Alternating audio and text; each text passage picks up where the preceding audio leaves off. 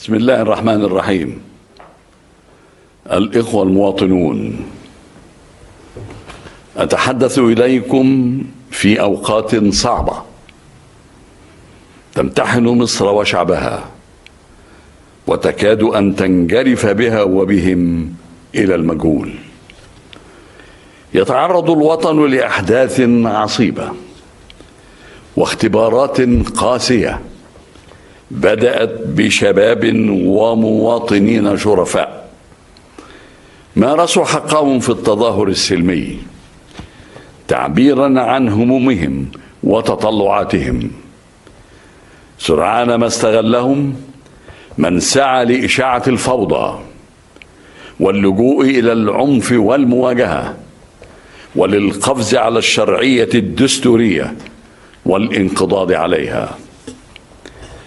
تحولت تلك التظاهرات من مظهر راق ومتحضر لممارسة حرية الرأي والتعبير إلى مواجهات مؤسفة تحركها وتهيمن عليها قوى سياسية سعت إلى التصعيد وصب الزيت على النار، واستهدفت أمن الوطن واستقراره بأعمال إثارة وتحريض وسلب ونهب وإشعال للحرائق وقطع للطرقات واعتداء على مرافق الدولة والممتلكات العامة والخاصة واقتحام لبعض البعثات الدبلوماسية على أرض مصر.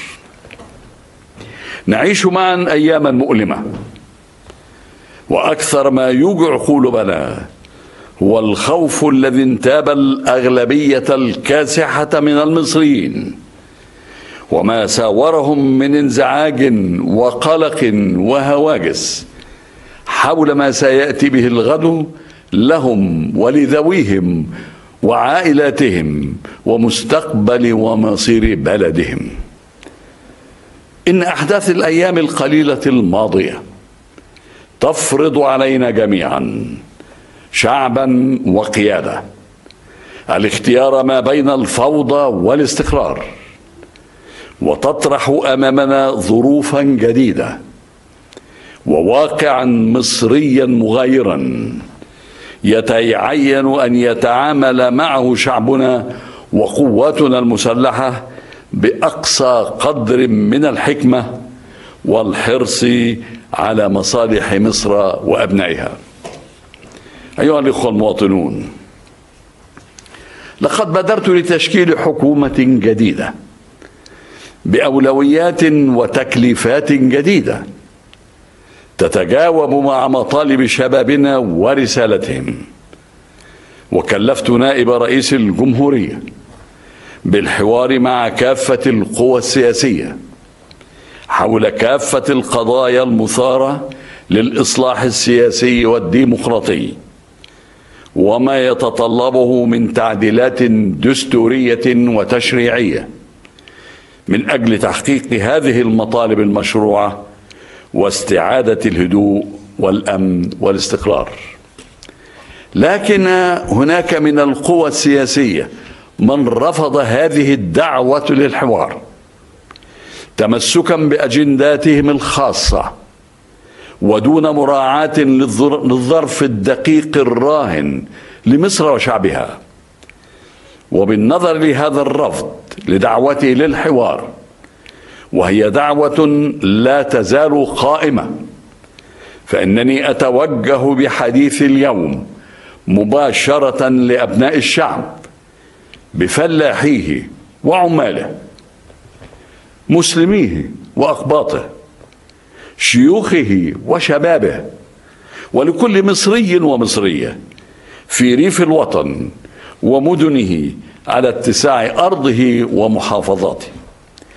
إنني لم أكن يوما طالب سلطة أو جاه، ويعلم الشعب الظروف العصيبة التي تحملت فيها المسؤولية وما قدمته للوطن حربا وسلاما. كما أنني رجل من أبناء قواتنا المسلحة، وليس من طبعي خيانة الأمانة أو التخلي عن الواجب والمسؤولية. إن مسؤوليتي الأولى الآن هي استعادة أمن واستقرار الوطن لتحقيق الانتقال السلمي للسلطة في أجواء تحمي مصر والمصريين وتتيح تسلم المسؤولية لمن يختاره الشعب في الانتخابات الرئاسية المقبلة.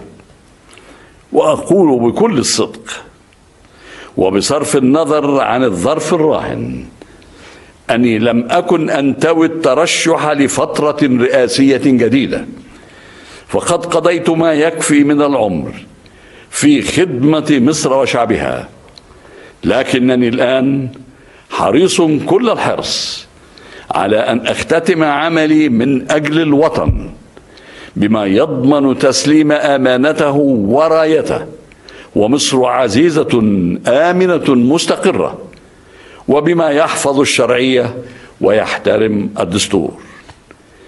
أقول بعبارة واضحة أنني سأعمل خلال الأشهر المتبقية من ولايتي الحالية كي يتم اتخاذ التدابير والإجراءات المحققة للانتقال السلمي للسلطة بموجب ما يخوله لي الدستور من صلاحيات. إنني أدعو البرلمان بمجلسيه إلى مناقشة تعديل المادتين 76 و 77 من الدستور بما يعدل شروط الترشيح لرئاسة الجمهورية ويعتمد فترات محددة للرئاسة. ولكي يتمكن البرلمان الحالي بمجلسيه من مناقشة هذه التعديلات الدستورية وما يرتبط بها من تعديلات تشريعية للقوانين المكملة للدستور، وضمانا لمشاركة كافة القوى السياسية في هذه المناقشات، فإنني أطالب البرلمان بالالتزام بكلمة القضاء وأحكامه في الطعون على الانتخابات التشريعية الأخيرة دون إبطاء.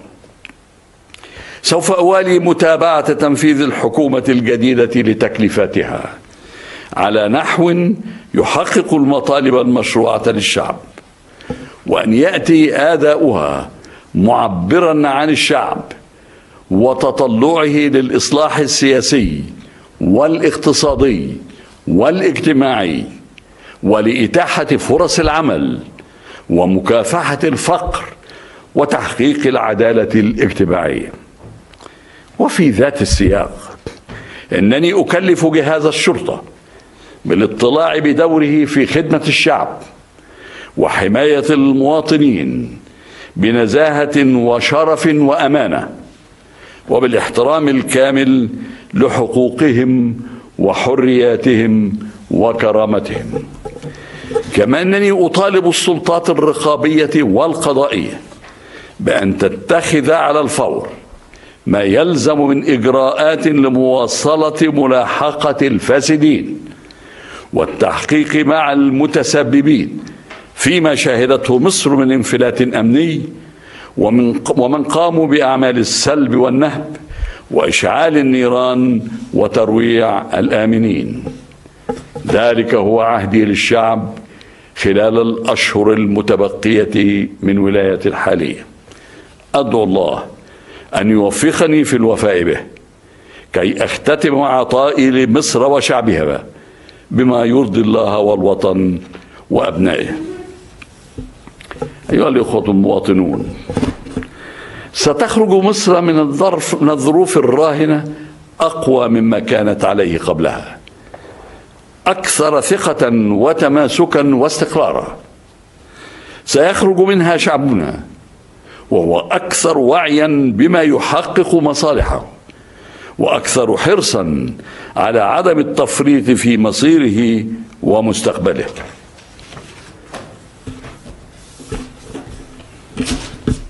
إن حسني مبارك الذي يتحدث إليكم اليوم يعتز بما قضاه من سنين طويلة في خدمة مصر وشعبها.